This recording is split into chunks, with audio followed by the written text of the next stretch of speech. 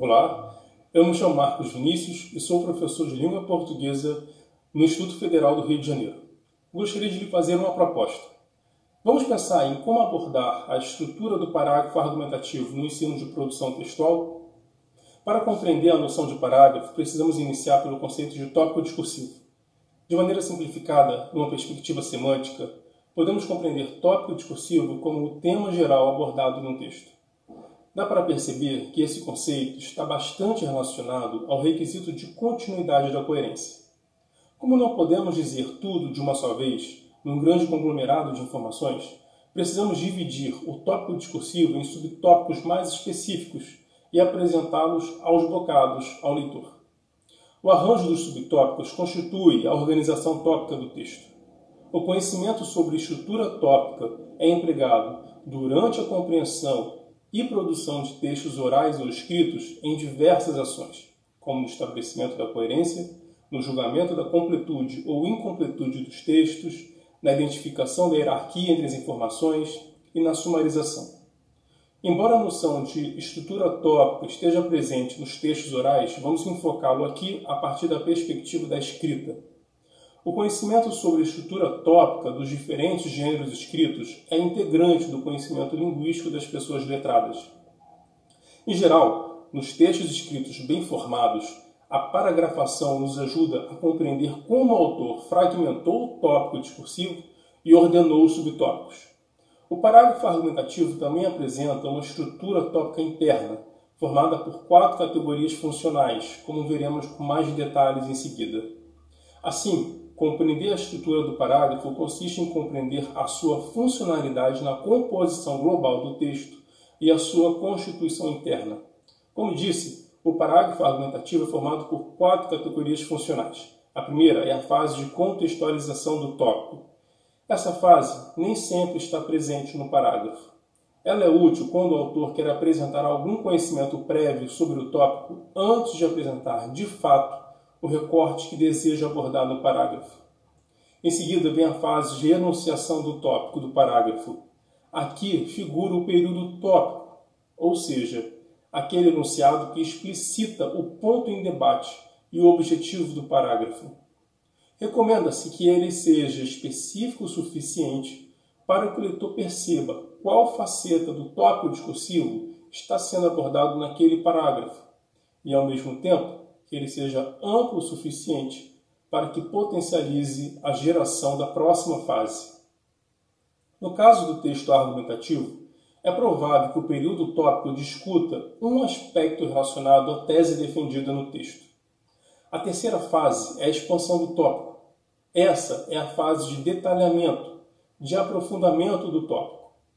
No caso do parágrafo argumentativo, é o momento de apresentar as provas que sustentam aquilo que foi apontado no período tópico. A má realização da fase de expansão enfraquece a argumentação, pois no texto argumentativo não basta opinar, é preciso justificar. Essa é uma das falhas mais recorrentes nos textos argumentativos. Por fim, temos a fase de conclusão, em que o redator encerra o raciocínio desenvolvido no parágrafo. Essa fase também nem sempre está presente no parágrafo.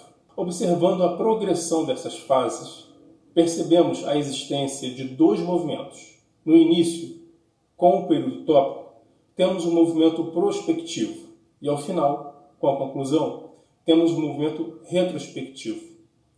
Embora essa sequência seja mais frequente, é possível que o período tópico seja deslocado para o final, figurando como uma conclusão do parágrafo. Como podemos desenvolver o conhecimento sobre a estrutura tópica do parágrafo? Nesse aspecto, defendemos que o ensino da estrutura tópica deve ser feito de modo articulado às práticas com a linguagem. Ou seja, não se trata de propor, no momento, atividades de leitura e produção escrita e, em outro momento, atividades de reflexão linguística. É preciso deixar claro como o conhecimento gramatical pode ser empregado durante a leitura e a produção de textos. Portanto, não basta descrever a estrutura tópica do parágrafo, apresentar alguns modelos e pedir para o aluno reproduzir. Isso é como dar uma lista de ingredientes de uma receita e pedir ao aluno que prepare o prato, mas sem mostrar as etapas de preparo, sem apresentar as dicas que toda boa cozinheira e todo bom cozinheiro conhecem para o prato dar certo. Assim, nas aulas de produção textual, o ideal é articular a aprendizagem desde o conhecimento gramatical ao processo de escrita. Então, é preciso ensinar como planejar a estrutura tópica, como produzir um parágrafo tendo em mente a organização tópica e como revisar a estrutura tópica do parágrafo. Isso pode ser feito por meio do desenvolvimento procedimental, ou seja, do ensino de estratégias de escrita, que minimizam as dificuldades ou potencializam a produção de texto. O ideal é que a professora ou o professor sirva como um modelo, demonstrando explicitamente como realizar a estratégia e proveja assistência até que o aluno seja capaz de empregar a estratégia de modo independente.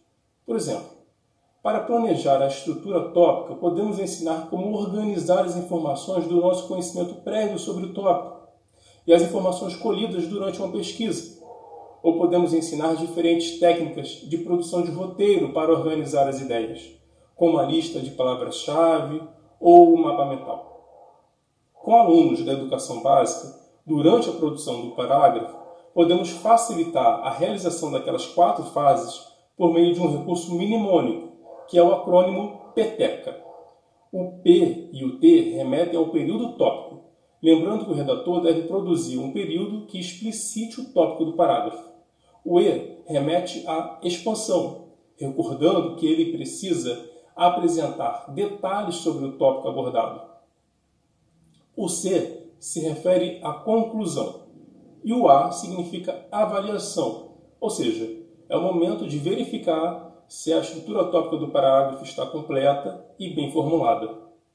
Além disso, o professor deve propor atividades que desenvolvam conhecimento sobre o conhecimento linguístico enfocado. Isso pode ser feito por meio de atividades que solicitem a manipulação da estrutura e a observação que as mudanças trouxeram para a forma e o significado do texto. As atividades também devem abordar as falhas mais comuns e discutir as principais estratégias para consertar tais problemas estruturais. Bom, pessoal, essas são as minhas sugestões para o ensino de estrutura tópica nas aulas de produção textual. Espero que elas sejam úteis. Abraços!